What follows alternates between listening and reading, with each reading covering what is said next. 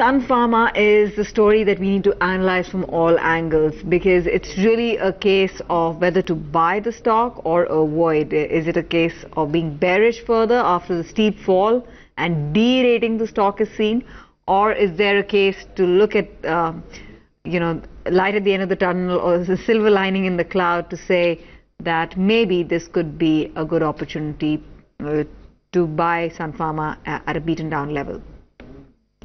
And I believe Pranay and Pankaj are getting us both sides of the story. This is a clear bull versus bear tussle. Pranay, I'll come to you first. Build the bull argument, because I know that Pankaj will tell us what a lot of us already know about why the stock is falling. So go with the contrarian view of why you would be bullish on Sun Pharma currently. Well, if you were a bear, then you've been on the winning side for the last 2.5, 3 months. The stock has corrected briskly by about 40%, and valuations too have gotten crunched to about 18.5 times 1 year forward versus 24 times multiple that was accorded to the company just about 3 months back. So it's seen downgrades across the street.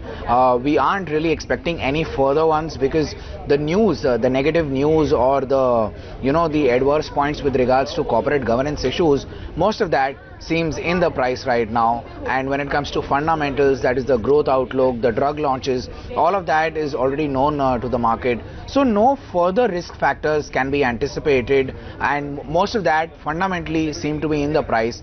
Therefore, there isn't much money to be made by bears from this level. In fact, it's turning very attractive based on the valuations, and if you look at the historical charts, and it could find support very close to the current levels when it comes to buying. It's not bottomed out yet, but therefore the bull reason is also that Halol remediation, which is its biggest trigger for the US markets, that is completed. So the analysts are expecting that the approvals of drug filings from there should begin in the ensuing months. Also, the outlook on the US markets remains neutral to positive.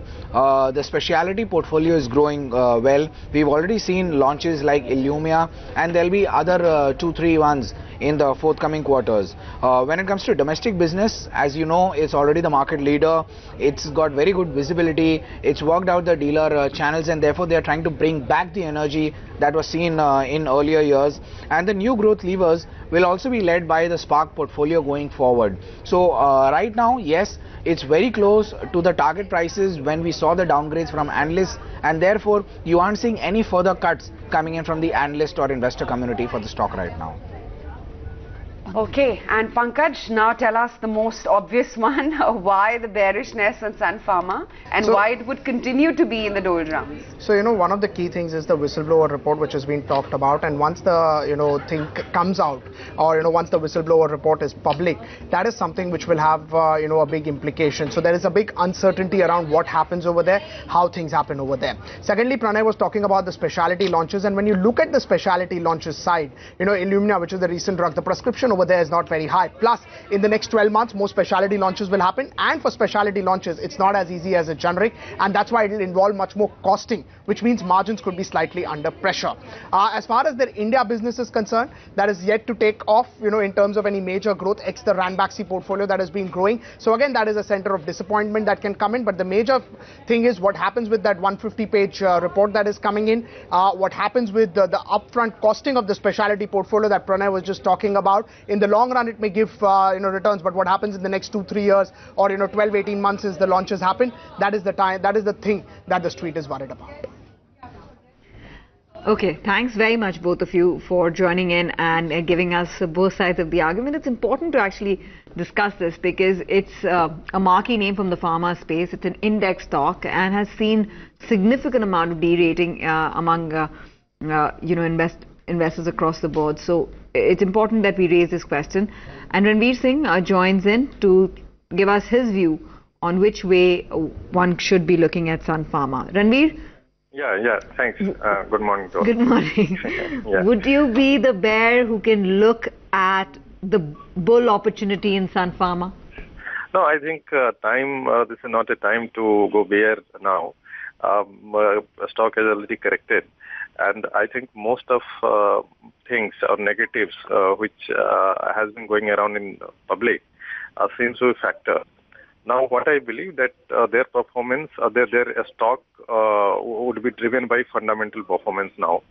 whatever premium we used to give for their, being a top-notch company, is even if we, remove this, then I think that now the current valuation is, at par with their performance. So this is price is fairly valued now, and I think going forward they have a very good or very attractive portfolio of a specialty. And a specialty drugs in next 2 to 3 years is likely to contribute significantly. So I think once that whole things gets cleared and specialty products start kicking in, again the fundamental will drive, and that will drive the valuation also. So the current challenges or current environment which is going against this company will gradually fade. So I think most of the things has already been factored, and this is time to look positive from here onwards. So, but Ranvir, do you believe that there would be more weakness and more downside in a stock which has already fallen 36% in the last 3 months, 16% in the last 3 trading sessions, before we see a meaningful revival come in? Yeah, so that's what I said, that most of the things, most of the negative things has already been factored in. If we go to their business model and see their India business, and we separate their India business and US business and do a separate valuation, I think their India and US business has also come down. Their valuation has come down to the level where it should have been.